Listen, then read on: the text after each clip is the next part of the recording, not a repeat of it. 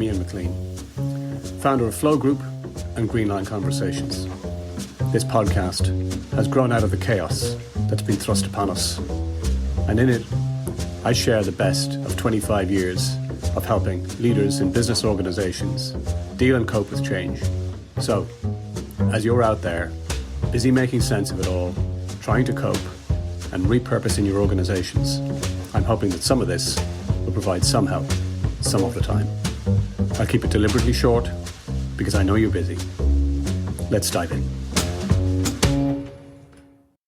I'm going to temporarily interrupt our series on the Manifesto for Leading in Chaos in 2022 to dedicate this episode to a question that I've been asked consistently and have delivered keynotes to organizations around over the past number of weeks. And it literally is, now that we're at this point, to try to define and understand for leaders, what exactly does it mean to be a leader in the new world disorder? So here goes.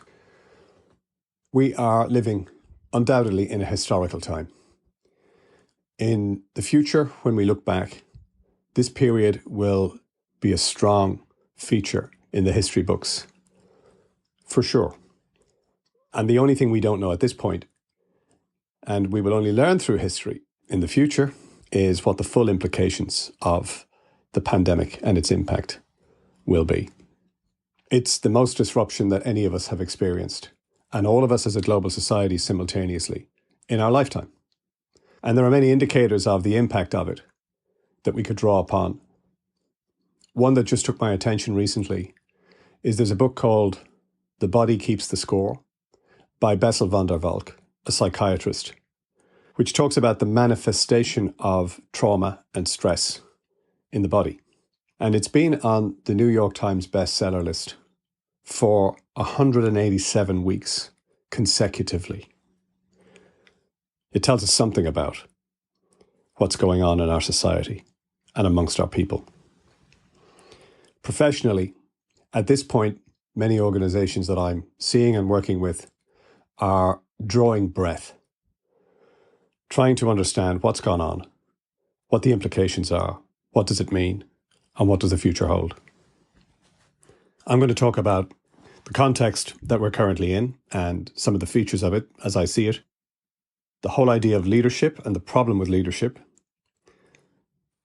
identifying what people are going through limbically at this point, and as a leader, what do you need to do mostly to connect with that? So, buckle up. I'm going to begin with a quote. And the quote goes as follows. For some organizations, near-term survival is the only agenda item.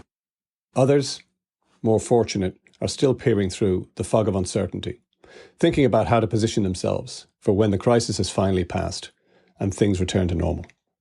The question is, what will normal look like? While no one can say how long the uncertainty will last, what we find on the other side will not look like the normal of recent years. There's nothing particularly unusual about that quote.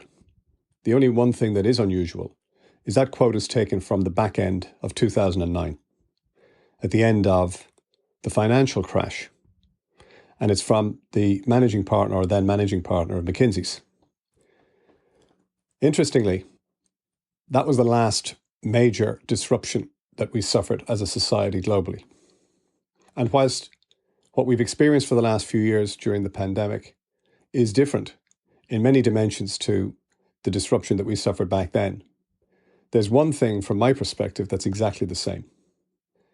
Back then, the hallmark of the financial crash was that we observed how it affected leaders' behaviors. It brought out the best in some leaders, and it brought out the worst behaviors in others. Similarly, during the last 2 years, I've witnessed exactly the same thing happen. And I guess you have too. There are people that performed and rose to the occasion in ways that you never expected, and other people that you might have expected more from who disappointed and didn't come up to the mark. You know, during the pandemic, in 2020, you had the Tokyo Olympics. One of the features of the Tokyo Olympics was that it saw more personal bests recorded than at any other previous Olympics. And equally, it saw more personal worsts on the other side. So there's something about the heat of battle that when it gets turned up to a particular degree, it sorts out the wheat from the chaff. Some people rise and get a gold medal. Other people fall by and get the wooden spoon. As Warren Buffett once described it, in a different context, it's only when the tide goes out you see who's swimming in the nude. So where are we now? Where we are now is in a bit of a twilight zone. Another way of labeling it is it's the chaos room. And the feature of the chaos room, threefold. The first thing is that the old certainties that we were used to and the comforts of the past have gone, and they're not returning. The future is still uncertain. We don't know what the new world order is going to look like. And we still are left with more questions than answers at this moment in time. From a leadership perspective, there's no blueprint, there's no roadmap, there's just you. And I'm reminded of what Bob Nardelli said. He was chief executive of Home Depot, who had got to 50 billion in retail sales, first company ever to do so in the US history. And he said at the time, there's one thing that I'll guarantee. What got us to the first 50 billion isn't going to get us to the next 50 billion. It is not an easy place to be a leader because it's characterized, the present, by confusion. And one of the adaptations we need to make as a leader is we need to realize that uncomfortable is okay. In fact, as we're going through this transitioning phase and trying to figure it out amongst all the chaos, it's necessary to feel uncomfortable. It's natural to feel uncomfortable, and it's okay. As the CrossFit slogan goes, we need to get comfortable with uncomfortable. And on the positive side, all growth, all development is on the other side of some discomfort. Physical, mental, psychological, educational. Final observation that I have about the period is the importance that leadership occupies and the space it occupies whenever there is chaos and confusion and uncertainty around. And this was highlighted to me at one point during the pandemic where the head of infectious diseases at UCD, Jack Lambert, was asked to write an opinion piece for the Times. And the title of the piece was, "The 10 Things We Need to Do in Order to Combat the Pandemic," or the spread of it. And on there were the usual things like the wearing of masks and travel restrictions and so on. But the thing that was most startling was the number one item identified was the need for strong leadership and accountability. So here's a man of science talking about a disease and a virus of which he's an expert and how to mitigate the risks associated with it. And the number one thing that he identifies as being most critical and most important is nothing to do with science or medicine. Leadership. Leadership is necessary in peacetime, but it's absolutely vital and critical during times of chaos, uncertainty, and doubt. So if leadership is that important and that critical, particularly now, let's just reach for the leadership handbook. Except there isn't one. You take the word leadership, punch it into your Google search, and you'll get 4.2 billion results. Refine it a bit, ask for leadership books, and you'll get just the 5.5 million entries. Confused? Part of the problem is that not only have we endured a pandemic, but with the acceleration of information, we've also endured or are enduring an infodemic.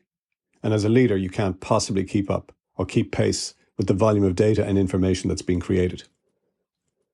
So it's at moments like this that I tend to ask the audience. One of the questions that I've asked leaders consistently over nearly 3 decades is to think about the best leader that they've ever experienced. Because everybody's an expert in leadership.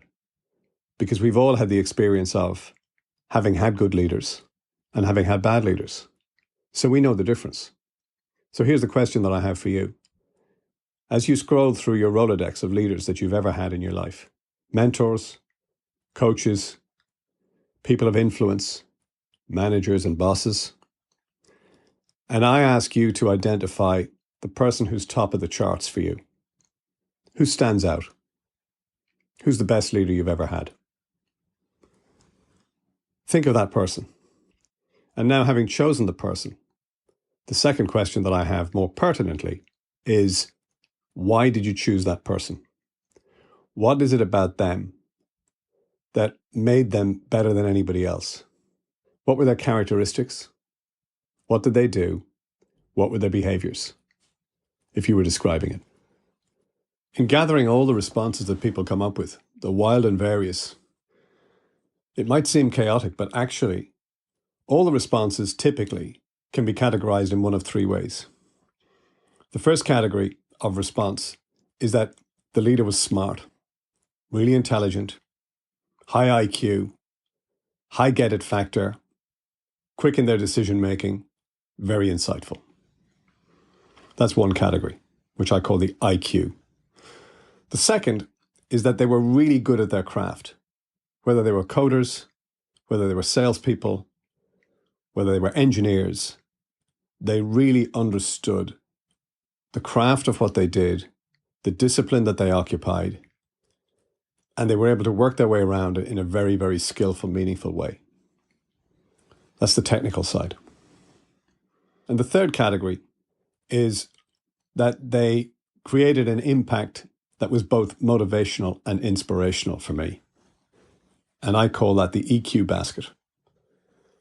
Interestingly, when you take and aggregate people's characteristics and you put them in the three baskets, over time, about 70% of people's responses of what they associated with great leadership in their experience has got to do with the EQ basket. These were characteristics that leaders demonstrated that enabled you to be inspired, motivated, and that connected with what mattered most to you. This is often very surprising for people whenever they look at the data. Because if you look at the three categories and you think about it in the context of where businesses and organizations do their investment, pay their attention, and spend their dollars, which category do they most hire for? What do they reward in organizations? And what do they invest in developing? The least of the three is in the area that seems to matter the most. IQ, by the way, is found to be limited in terms of leadership. Once you get to a point of IQ, beyond that point, you get into diminishing returns. People tend to, with higher IQs, fall into what's known as the intelligence trap, where they start to get very dogmatic about their own ideas. They become inflexible and they get stuck in their own biases. On the technical side, developing and increasing technical capability is great because it helps you do better and become more expert. And whilst they're both valuable contributions, they're often confused with, but they're not, leadership. So then the question is, what is leadership? And without subjecting you to a further Google search, let me give you or suggest a very simple definition of leadership, or the essence of it. Leaders need to do two things. They need to first of all set the direction. Because if the leader isn't setting the direction, then who is? And where are we going? And the second thing is, the leader needs to impact people in ways that inspires others to want to follow.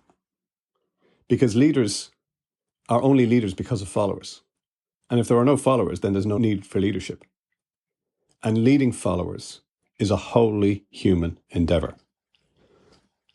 As Jack Ma put it, the more digital our world becomes, the more we must emphasize what makes us most human.